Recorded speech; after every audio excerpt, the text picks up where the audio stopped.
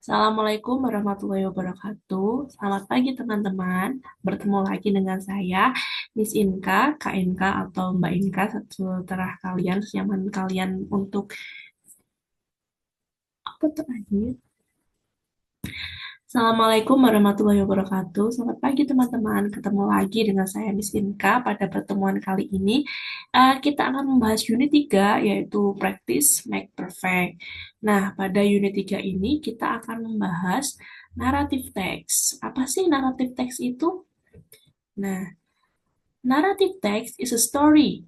It tells us about event that happened to someone, either real or imaginary. It can be about adventure, friendship, school life, or something funny. Jadi, narrative text itu adalah cerita, dan itu menceritakan kita tentang event atau that happened to someone, menceritakan sesuatu hal yang terjadi kepada seseorang, either real or imaginary, baik itu kenyataan atau imajinasi.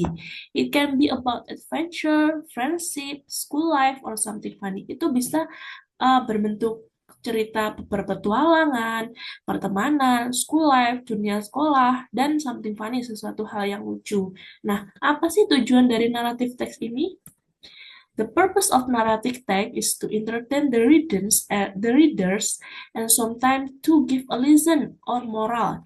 Jadi, tujuan dari naratif teks ini selain untuk mengentertain atau membuat pembaca tertarik, itu bisa menjadi terkadang bisa menjadi sebuah pesan moral dari sebuah cerita. Nah, untuk struktur dari naratif teks sendiri itu ada tiga. Yang pertama orientation, complication, resolution. Nah, lanjut. Nah, untuk orientation sendiri, apa sih orientation itu? Orientation adalah this is the beginning of the story. In this part, the writer tells the reader about who is in the story, when the story happens, and where the story happened. Jadi di orientation ini adalah permulaan sebuah cerita. Di dalam part orientation, the writer, penulis itu akan menceritakan kepada pembaca tentang who is in the story, siapa saja yang di dalam story, di dalam cerita, kemudian when the story happen, kapan cerita ini terjadi, the time, kemudian where the story happen, di mana cerita ini berlokasi atau di mana lokasi tempat tersebut. Contohnya, last Saturday I went to the beach with my friend. Nah, di dalam sentence ini, di dalam kalimat ini, itu menceritakan kita tentang who, siapa yang ada di kalimat ini, who, I, and my friend. Kemudian when, kapan cerita ini terjadi? When, last Saturday. Kemudian where, di mana story ini terjadi atau cerita ini terjadi, the beach. Nah, jadi di dalam satu kalimat ini sudah mencakup who, when, and where. It helps the reader understand the background of the story. Jadi, dalam orientasi ini itu membantu para pembaca untuk mengerti background of the story atau pendahuluan dari sebuah cerita. Lanjut ke complication. This part solve the problem in the story. Jadi di dalam complication ini menunjukkan the problem in the story atau masalah yang ada di cerita tersebut. Every good story has a problem or conflict that makes the story interesting. Every good story, setiap cerita yang bagus pasti ada masalah, ada konflik, ada pertikaian that makes the story interesting, yang membuat cerita itu lebih menarik. The character may feel sad, scared, angry, or confused. Jadi di dalam complication itu bisa jadi the character atau orangnya itu merasa sedih, takut, marah, dan confused atau bingung. Contohnya ini, suddenly I lost my bag and couldn't find it. Tiba-tiba I lost my bag, saya kehilangan tas saya dan couldn't find it dan tidak bisa menemukannya. Nah, di kalimat ini, the sentence tell us the problem.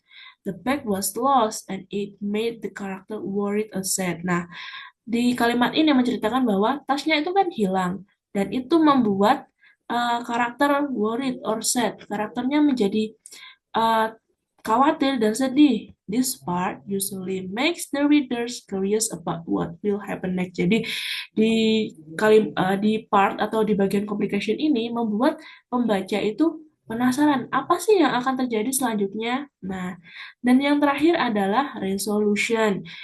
This is the ending of the story. The problem from the complication is solved. Nah, di dalam resolution ini adalah di mana story-nya itu berakhir dan the problem, masalah yang terjadi di complication itu terpecahkan. It can be happy or sad ending.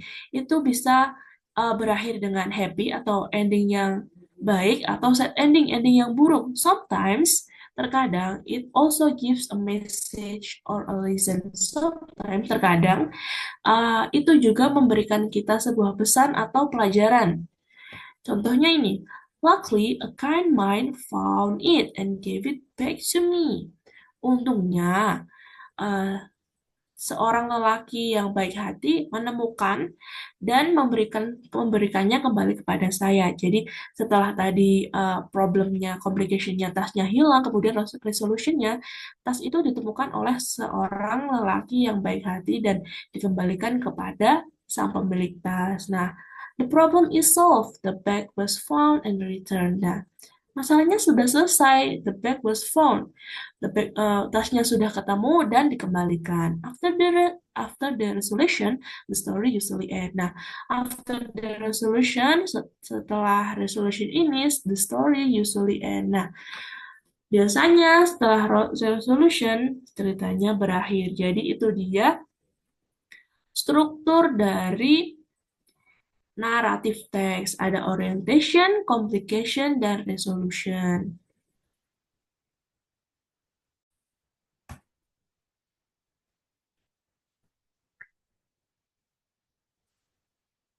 Nah, setelah the structure of narrative text, kemudian kita lanjut ke language features of narrative text. When we write a narrative text, ketika kita menulis narrative text, there are some special features in the language that we usually use. Let's learn about them one by one.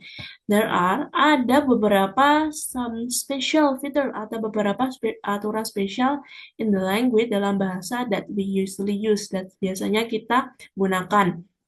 Yang pertama ada past tense, yang kedua ada action verb, dan kemudian yang ketiga ada time connectors or time word.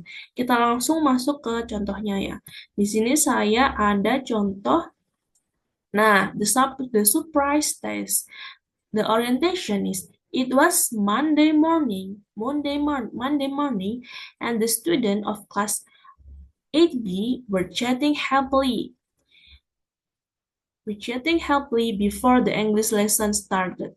The teacher, Miss Sinta, came into the classroom with a serious face.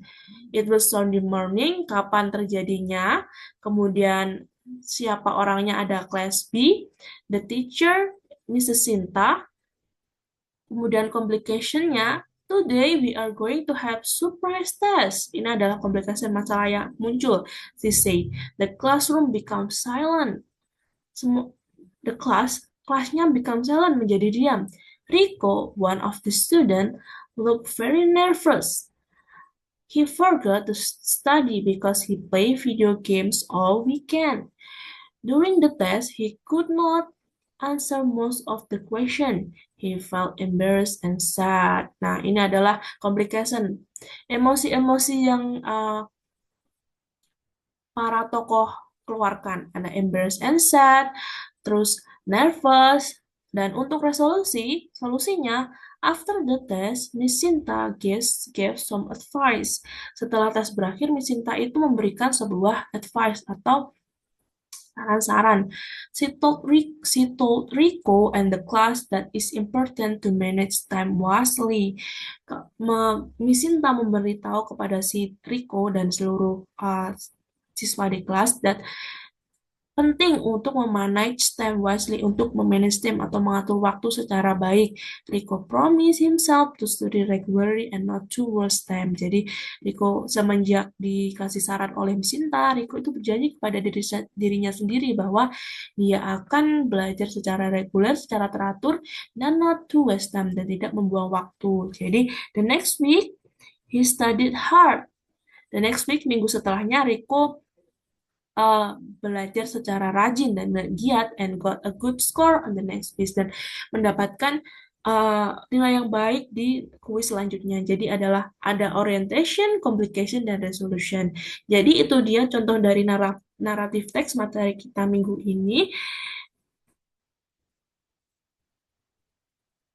Terima kasih sudah memperhatikan. Wassalamualaikum warahmatullahi wabarakatuh.